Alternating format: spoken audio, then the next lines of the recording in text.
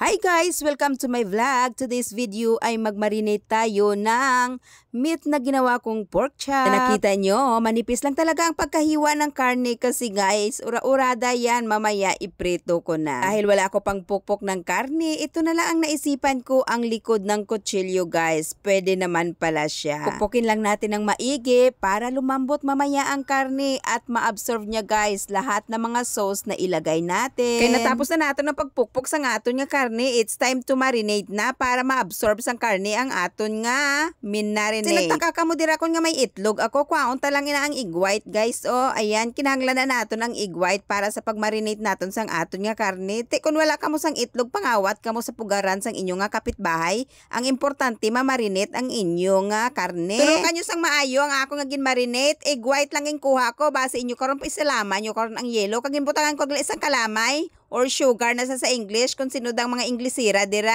Kagin butangan ko siya ka cornstarch or flour pwede na siya. Kagin butangan ko siya sa ay di punggol nga vlogger hindi preparado sang iya nga mga kutsara ho pahuya-huya. Butangan naton siya gali guys sang dark soy sauce. Konti lang talaga para may kulay siya. Pero hindi na natin pagkalimtan ang light soy sauce. Amo na siya ang nagapalasa kay maalat na siya guys. Hindi na kita magbutang sang salt or asin. Samtang nagamikos-mekos ako sang aton nga sauce, something nga may naramdaman ako nga kulang. Pag nadumduman ko na, isa sa mga sangkap na nagbibigay aroma ang black pepper. Ayan. Huwag nating kalipatan ang black pepper dahil ito ay nagbibigay aroma at nagpapasarap rin ng ating minarinate. May nalipatan pa gid siya guys ang mantika nga importante para maglambot kag hindi mag-dry ang aton nga karne. Ay, salamat.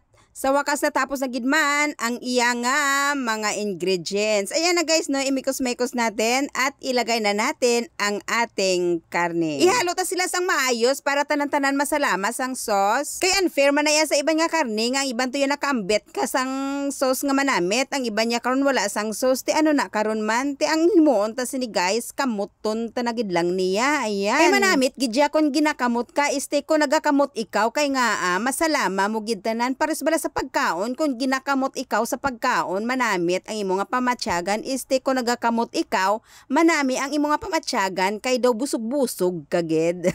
Ligad sang 3 ka tuig este 3 oras ito na magprito na tayo. Remember na ang apoy nyo is dapat low fire lang talaga guys para malambot ang karne, hindi siya manigas at half cook lang yung pagkaluto niya. At ito na ang outcome niya. Napakaganda kasing ganda ng nag-prepare, nagprito. Ayan. So i-continue na natin. Shout out sa aking mga followers kag sa aking mga viewers. Thank you so much. Bye!